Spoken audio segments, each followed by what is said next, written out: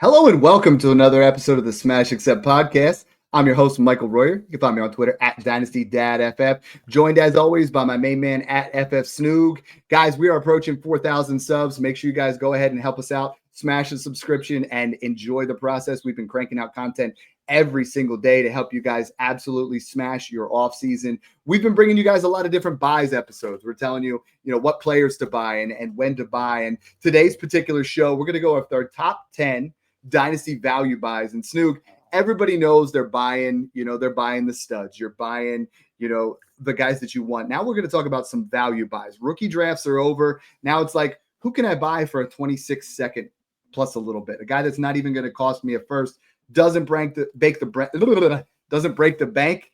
I'm excited about these so much. I'm like tongue-tied. But who are, like, when we get into this, a lot of times people just really focus on a first plus, but these second rounders can win you championships.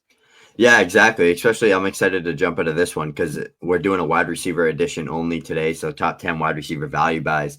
The best part about the wide receiver position, Dad, is it's like 40 deep. There's so many wide receivers to buy, and everybody wants the ones you mentioned, the top 17 foundational wide receivers that we've covered on a show previously. But now we're going to give you the guys that if you're a contender, you need a wide receiver 3, you need a flex, you need to upgrade your flex position. Like, these are guys that you can grab, plug and play, and they're going to help you pave the road to the championship. So I'm excited. This first one, like he was a buy for us, then he was a sell. Now he's a buy again, right? Because now he's not getting footballs thrown from Mitch Trubisky and Mason Rudolph. It's Dak Prescott. Yeah, my first trade target is to go out and get George Pickens. George Pickens was on the cusp of breaking out. In 2023, look at what he was at: 63 receptions, 1,140 yards, 18.1 yards per catch. One of just 5 guys to ever do that under the age of 22. The others were, elite level company like Randy Moss and Jamar Chase and Justin Jefferson. And then you throw him in that same category because he was on the verge, and he looked fantastic as a rookie, and he looked fantastic. And then we get to 2024, and it was such a disappointment. It's not even funny. The targets were down, the yards were down, the touchdowns were down, whole way across the board, completely down. I don't think the talent's down, and I think you look at wide receivers and everybody's like, yeah, he's a diva. They all are, right? If you had to deal with the quarterback rooms that George Pickens dealt with, you would have some issues as well. And I think a change of scenery is really going to do him good. You look at where he goes. Now he goes from an offense that was bottom 5 in pass attempts to an offense that was top 5 in pass attempts. You look at, I think his floor is Jalen Tolbert of 2024, and he's insanely more talented than Jalen Tolbert. But Tolbert in this offense, 49 receptions, 610 yards, and 7 touchdowns. I mean, the ceiling is up over 1,000 yards and 10 touchdowns in this particular offense. Snoog, I love some of these trades because you're buying George Pickens at a fraction of what he was going to be. If we take out that 2024 season, we're looking at a guy who was approaching top 15 to 20 dynasty wide receiver status. Now you're getting him for pennies on the dollar. Yeah, he's hit 800 plus yards in 3 straight seasons. He has been stuck in a run-heavy offense with Arthur Smith last year and the past 2 seasons before that, Matt Canada. Like, you can't get any worse than that as an offensive coordinator and offensive success, and his quarterback play has been horrible. He's been playing the best offense he's ever played in. Right away, George Pickens at the 202. See, I think that's about right. I think that's about the value that we're at. I would much rather pay, like at the 202, most of the time I've been snagging Jackson Dart, Matthew Golden, or Luther Burton. And I think that is a value that is a little bit safer than George Pickens, but I think George Pickens' ceiling could be higher. I would much rather pay like 208 plus a future second for George Pickens in the third. Like, I would love to try to make a move like that. I think 202 in the Patreon, and you guys know this, I'll put this up there right now, but patreon.com/smash accept. Every single player has their player value equivalent. And I do have him at the 202. So this is kind of a very interesting spot where we do this with all players. Right now, we're running 50% off if you guys use code STATS for our main man, Statman. He's been giving us some crazy good content, giving us a lot of information behind the scenes. That gets you 50% off your first month. Snoog, that means when you go over to patreon.com/smash accept, you can get into basic and just see all of our content for $250 a month. That's half price. You can get VIP where they get access to you and me and expedited, service on our chat rooms for $5 a month, or you can get all access where you get rebuild help, you get draft help, you get everything you need for $10 a month. We are not going to be running this much longer. Once we get to June, July, August, it's redraft time. We're not going to be running codes at all, but got that in there. For me, I'm still, I think I'm going to take the pick side, but it's real close. So my question is, Luther Burden, Matthew Golden, I don't think they're as talented as George Pickens is from a pure talent I don't perspective. think so either. I think Pickens is a better player and has a higher ceiling. But like you said, he's kind of not in a make it or break it year. But if he comes out and throws up 900 yards and 7 touchdowns, and if Golden or Burden did that, they would gain significantly more value 100%. than Pickens would. Yeah. So there's the process there I like. And everything comes down to perception, right? Is like Matthew Golden going to be the wide receiver 1 for the Packers. If he even gets 700 yards, I think he keeps the status quo, right? Where George Pickens, if he doesn't get 1,000 yards, the value dips, but he has the value to go up considerably here in this offense. Yep. Here's a good one here. George Pickens are the 211 and 209. See, that's kind more of what I'm trying to do. That's that dead range we talk about that we're trying to get out of. That's what I'm trying to do. Is I'm trying to take a talent like George Pickens, and at 208, Tootin's probably gone, Milroe's probably gone. You're probably going to get maybe Jack Beck, and at 212, you're going to get Mason Taylor. And the ceiling of George Pickens, I'm not paying a first, but I think at some point he could be worth a first in 2025. Another guy who was worth a first, who had phenomenal year 1 and 2, now is in a spot where he becomes a little bit of a buy. I think your guy here at target number 2, Jaylen Waddle in Miami, has a lot of upside for 2025. Yeah, he's a super good talent, and he's tied to a good passing offense. As long as Tua is healthy, I think Waddle is going to have a big year as long as he's healthy himself as well. So there's a lot of ifs, which is why he's not worth the first anymore to the general consensus market. But if we just date back to what he did as a rookie, 100+ receptions, 1,000 yards, 6 touchdowns. Heading into year 2, 1,350 yards, 75 receptions on 18 yards per catch. We talked about how George Pickens did that. So did Jaylen Waddle. So that's just showing you how special of a player he is. He's a little bit older than Pickens was. 8 touchdowns as well. 2023, this is just 2 years ago. He missed 3 games, 1,000 yards and 4 touchdowns on 70 receptions. The ceiling's still there. He can still be a guy that puts up 1,200 yards on 80 receptions and finishes as the top 10 to 12 wide receiver. Like, no doubt about it. Last year, missed 3 games again, 750 yards, 58 receptions. Tua didn't play for a good amount of the year. So there was a down year overall for that Dolphins offense, for Tyreek Hill, for Tua, for Waddle. I really do expect them to bounce back as an offense in terms of success. I think they'll be probably in the top 15 to 18 range, but I think that Jaylen Waddle is going to have a ton of opportunity to just be a consistent high-end wide receiver too, with upside, because he has those weeks. Every year, Tua gives you a 6, a 5, a 7 touchdown game. And Jaylen Waddle has been a big part of those big weeks every time. So he has that upside to win you weeks. He has the upside to be consistent. I just think his biggest issue is himself with the injuries. And if he can get past that and have a healthy season, you're going to get a steal on Jaylen Waddle here. And I'm all for it. Yeah, I mean, like the first trade I'd like to look at is, and this is kind of crazy to me, Jaylen Waddle, the 308, the 208, or the 108. So you're getting Waddle in the 208 for the 108. Now, I like what could fall at the 108. I really do. I think, RJ Harvey's there, Loveland's there. Is Waddle in the 208 enough to sway you? Is that area where you want to go ahead and invest in Jaylen Waddle? Yeah, I think it's about fair. So right now I like Egbuka as the 108 or Loveland. I think I like Waddle right there with those guys, but I think they have a bigger path to gaining value. So I probably prefer them.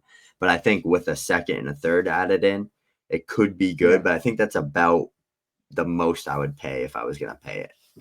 Yeah, and then you see these other trades made here on 518 and 517. Random 26 second for Jaylen Waddle, the 204 for Jaylen Waddle. I think that's the area where you absolutely have to make that option to just smash, because those values are absolutely insane. He is worth a first.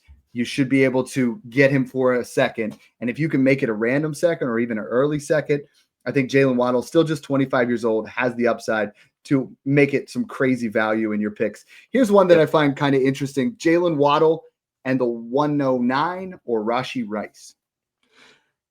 This is a good trade, I think. I think the ceiling with Rice is a lot higher, but I think if you could get Waddle and like Igbuka or Loveland or Harvey or Johnson, one of these guys, or Warren, whoever you like there, on top of to move back from, I think it's a good rebuilder move to do that, because I think you're minimizing a little bit of risk with Rice, with the injury and with the legal situations a little bit, and you're getting a young stud wide receiver in Jaylen Waddle plus another first that you could probably turn into a 27 first plus. I think that's a good tier back option, but 2 seconds like we saw here, 26 and 27 second for Waddle. I like those type of deals is what I'm like actively trying to send out.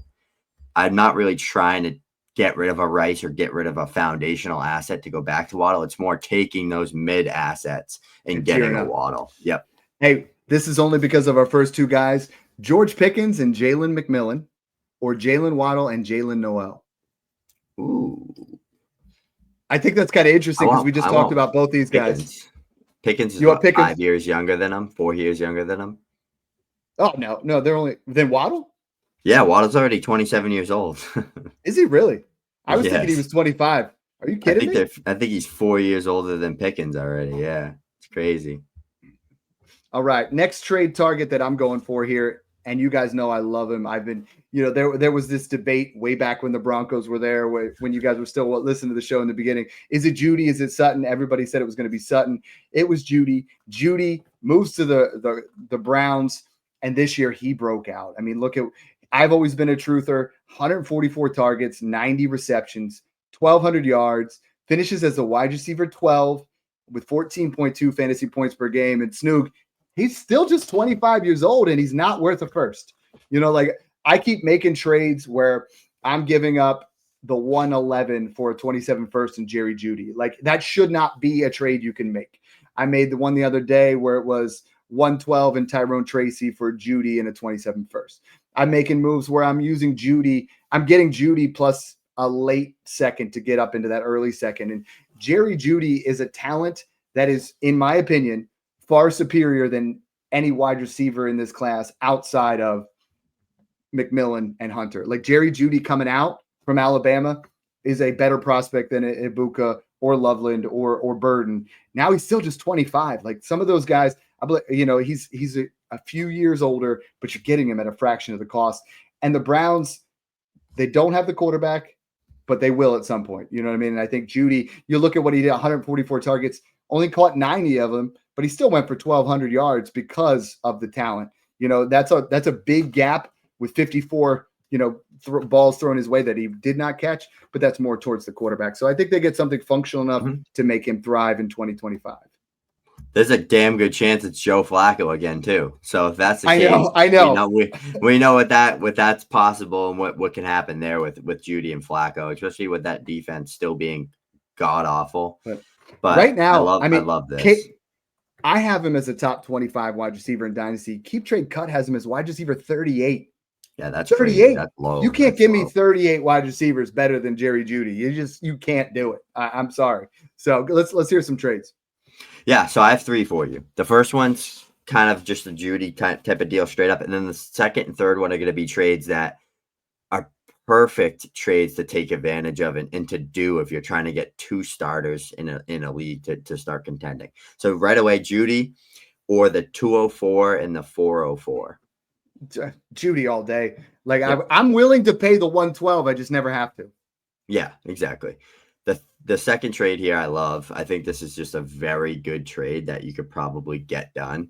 It's Jerry Jeudy and Lamar Jackson in 6-point super flex, or the 103, a 26 first, the 105, and the 204.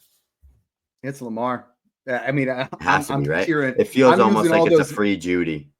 Yeah, and that's really a good point, because most of the trades that I'm doing with him, they almost all feel like a free Jerry Jeudy. Like, right? Jerry Jeudy is not a sweetener, people. Like, he is he finished wide receiver 12 at 24 years old in a horrible offense. Like, buy him on the cheap. There's really no excuse to have him thrown in a deal. Like, that's not the kind of player he is. Another guy that's a veteran here that you're buying that's not in that same area that, up until last year was known as a league winner. Major down year, but is Jerry, just like we talked about with Jerry Jeudy, is Tyreek Hill a league winner in 2025? Absolutely. I mean, if you just look at what he did 2 years ago before last year with all the injuries with his wrist and Tua Tagovailoa, he had 1,800 yards and 13 touchdowns on 120 receptions. Like, he is still one of the best wide receivers in the league when he's healthy. And it was a wrist injury. It's not like he had some bad hamstring or some knee injury.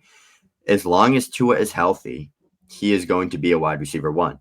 Last year alone, 960 yards, 80 receptions, 6 touchdowns, and Tua played I think he missed 6 or 7 games and got injured in one of them. Like, he was wide receiver 18 in 17 games with Tua missing most of that. Who was their quarterback? It was like That's Tyler Skylar Huntley, Thompson and Tyler Skylar Huntley. Thompson. It was like, it wasn't even like you had a Joe Flacco or like one of those fun backups that just gunslings or Jameis Winston. It was awful QB play. So I think, like Waddle, Tyreek Hill has a significantly higher ceiling than Waddle, but with Tua healthy, I think that offense is just going to have a really good fantasy football season still. Like, still Tua and that Tyreek Hill chemistry and that connection still strong. We've seen it last year in week 1 against the Jags alone. Like, Tyreek Hill had 25 points and like an 80-yard touchdown.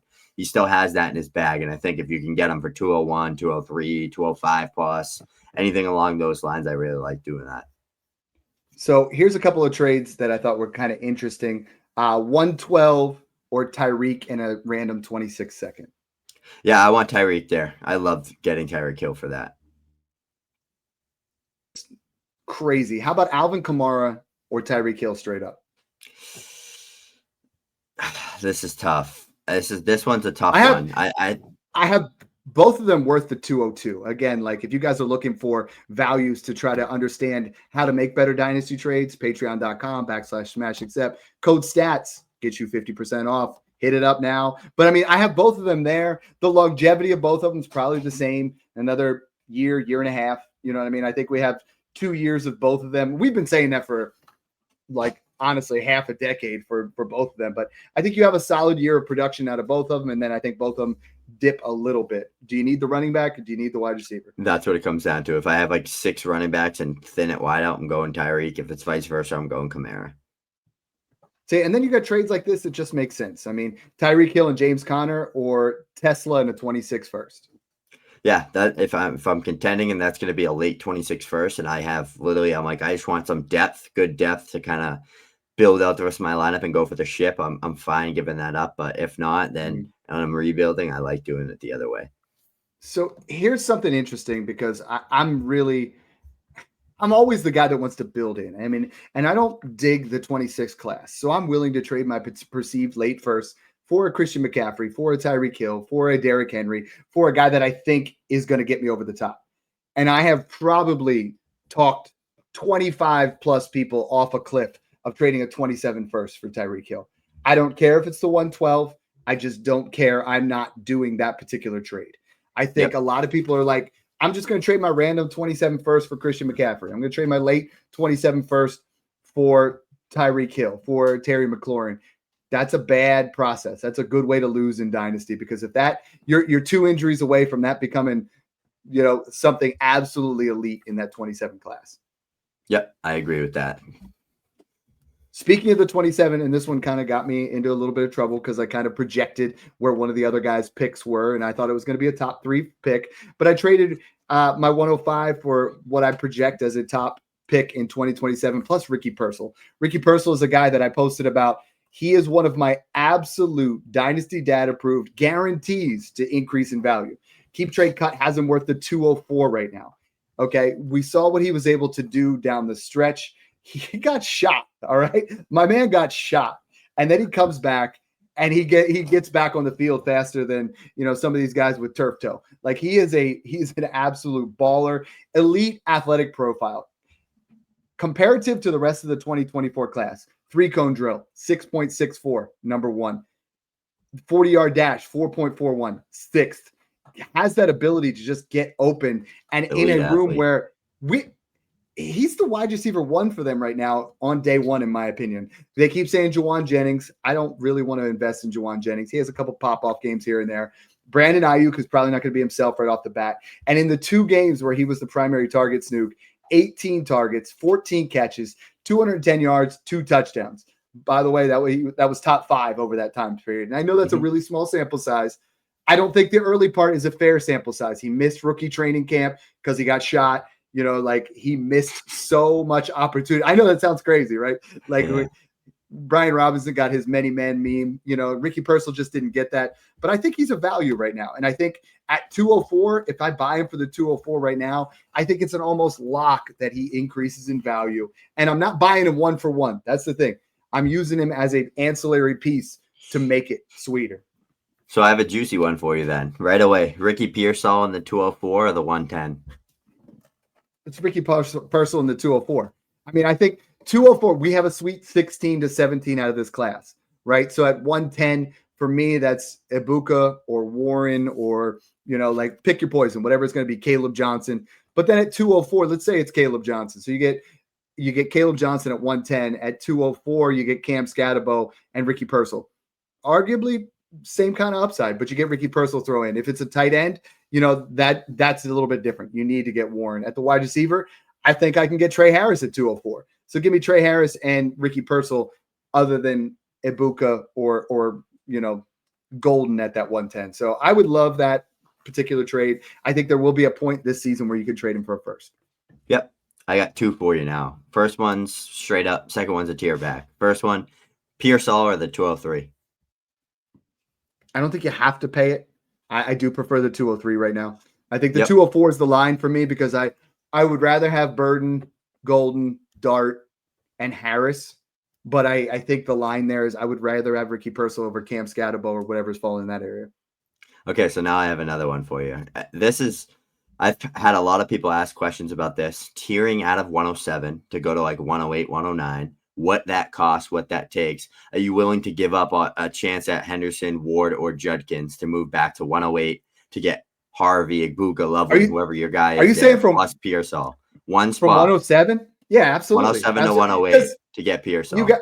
I'm super high on RJ Harvey at the 108. So I think I love Judkins, but there's not a 100% chance that Judkins has a better season than RJ Harvey. I think in fantasy perspective, I think Harvey could put up a better season than Judkins. Judkins has more longevity.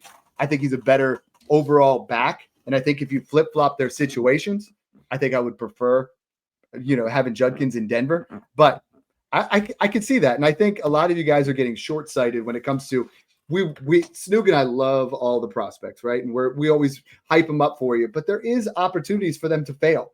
Every year there are guys that we like that they don't pan out. So if I can insulate with a Ricky Pearsal to move back one spot, I would do that from, you're going to hate me, from any spot in this draft to move back one spot other than 101 to 102. 102 to 103, I don't care. No gap. 103 to 104, I don't care. 104 to 105, maybe I need a little bit more depending on who went and depending on who might go 5. But I think that's use him for that kind of thing.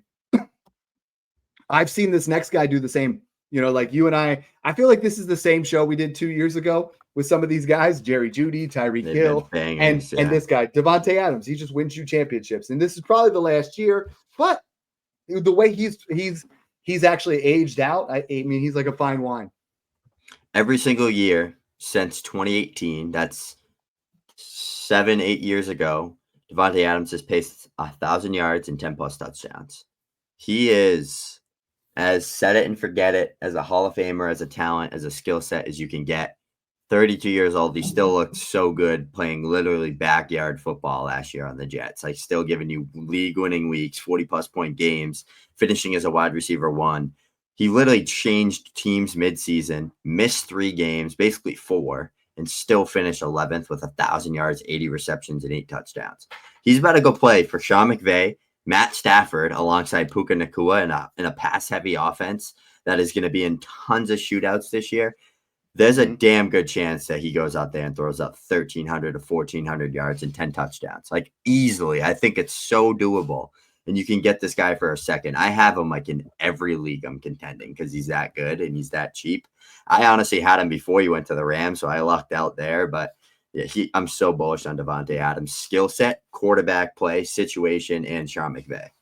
And what I love about him is you can do an insulated trade where you trade off of a guy that's worth 108, 109, like a guy like DK Metcalf, and get Davante Adams in a 26 or 27 first, where you're getting two things. It works twofold. So Davante Adams is going to put up more points than DK Metcalf. I guarantee it.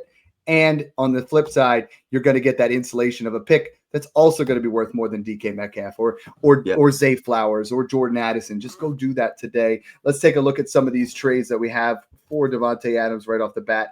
I see one here, Davante Adams and Chase Brown, who I know is going to be, again, we referenced him before, Statman's buy of the week is Chase Brown. Would you rather have Davante Adams and Chase Brown or Bucky Irving? I want Davante Adams and Chase Brown there. Here's an interesting one. I'm getting similar production at the running back position, and then I'm getting a wide receiver one. Ricky Pearsal and a fourth, or Davante Adams and a third. So we just covered both of these. Is there a scenario here where you wouldn't be taking Adams?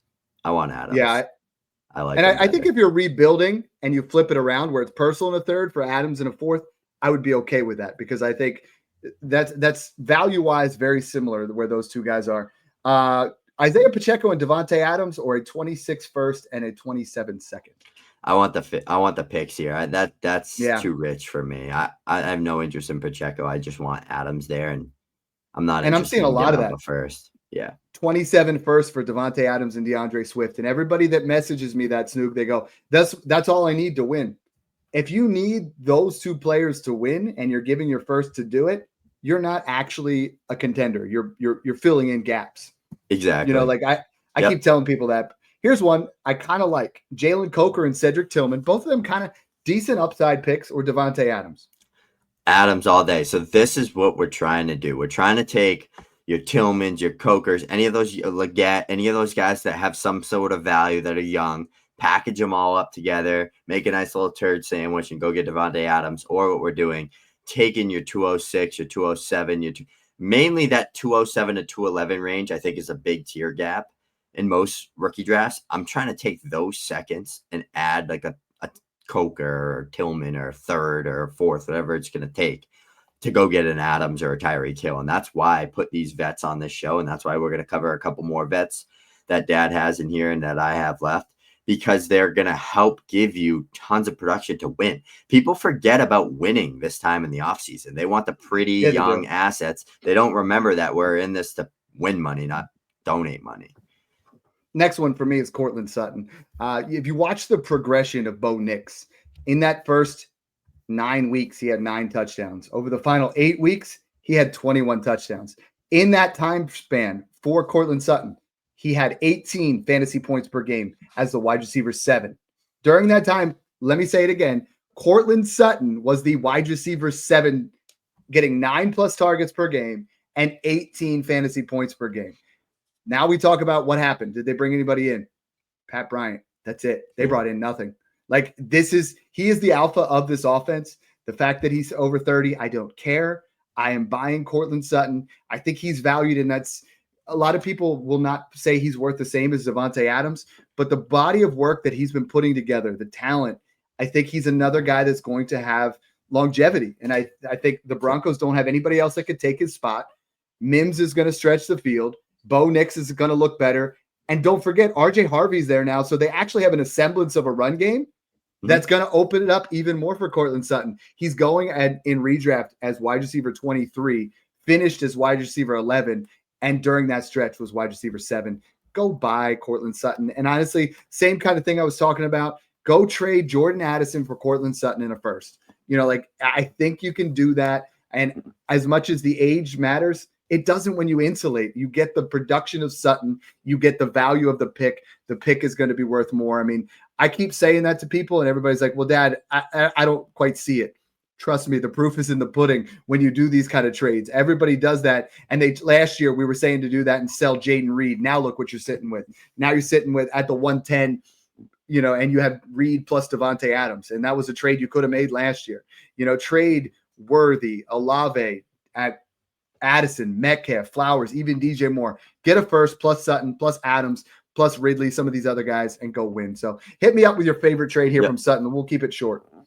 Yeah, so there's back-to-back trades we'll just cover. They're very, very similar, but it's just tiering up and tiering back options. Courtland Sutton in the 110 or 201 and 202. Yeah, it's Sutton 110. I mean, I like 201 and 202, but I think I That's think why I said it, 110 because people see it as a tier. What right, and 110 is what falls to 110, right? Because when we do the early drafts, Snoog, I think the early drafts are sharps. They're people that are going out there and they know what it is. When you start getting some of these later drafts, people come in here and they'll start, I need a running back, so I'm taking Caleb Johnson over Roy McMillan. And guys keep falling back and they fall back. And then at 110, you get better value than what you would have early on in the season. So I'm smashing that. Cool. And then what about Courtland Sutton in the 201 or the 109? I'm taking the 201 there, unless here's what people won't understand is if I'm rebuilding, I'm actually taking the 109 because I think what I can do with the 109 is going to be a better tier of asset. But if I'm contending, give me the 201 and Courtland Sutton, because I'll get the production from Sutton, the insulation from the pick, if that makes any sense. And I know that's backwards thinking to a lot of different people. The next three, all very similar value-wise. They're all worth that mid to late second. Calvin Ridley's my favorite. I know he's yours as well. He's got Cam Ward now. Like he was getting it from Will Levis and the ghost of, backup quarterbacks pass. Yeah, he's a guy that, I mean, he's coming off a season where he just put up another 1,000 yards. That's back-to-back 1,000-yard seasons with the Jags, with the Titans. Now he gets a quarterback. Now he's still the clear-cut number one receiving option in that offense. I think there's a world he has another 1,000-yard, 80, 70-plus reception season. 100. Getting him for an early third, a late random future second. Like, sign me up. This is a guy I'm buying alongside of Diggs, alongside of Sutton, alongside of Kupp. So I have both of those guys on my bench. If I have Nico Collins go down or a Nico Collins bye week, and I can plug in Ridley and get 20+ points or 15+ points with those spike weeks right away, just jumping into some of these trades. Like, Dad, you taking 301 or Calvin Ridley? Oh, it's Calvin Ridley. I got him at the 505 in Pros versus Joe's FFPC, where the veterans are added in. Like, nobody wanted him, and I'm like, I'm gonna smash that all day. Crazy. How about Calvin Ridley and a mid-second or George Pickens, since we were kind of covering it? I want Pickens here. It would have to be like 202 to 205 for me to do this, I think. If it's anything after that, I'd probably want Pickens, but that's a good insulated contending move to make. Dude, these one-on-one trades, 26th third, straight up for Tajay Spears, straight up for Braylon Allen. Like, Calvin Ridley is not washed. Calvin Ridley, Joe Horn Jr. in a 26th fourth. Like, capitalize on some of this rookie hype that you see things. Because once Calvin Ridley hype video comes out where they're going to, he's catching bombs from Cam Ward, he's going to have his best quarterback yet. Yeah. He's going to have his best season since he was in Atlanta. And it's a shame that he gambled away the prime of his career there for a while, because he's a phenomenal wide receiver. I think he's going to do great things. The last two, this is where we're just saying, hey, we're all in. Why the heck not?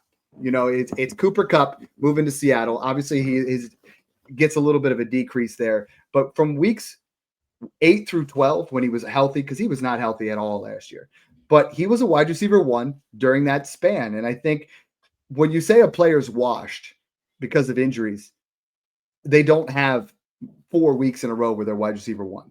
They just don't.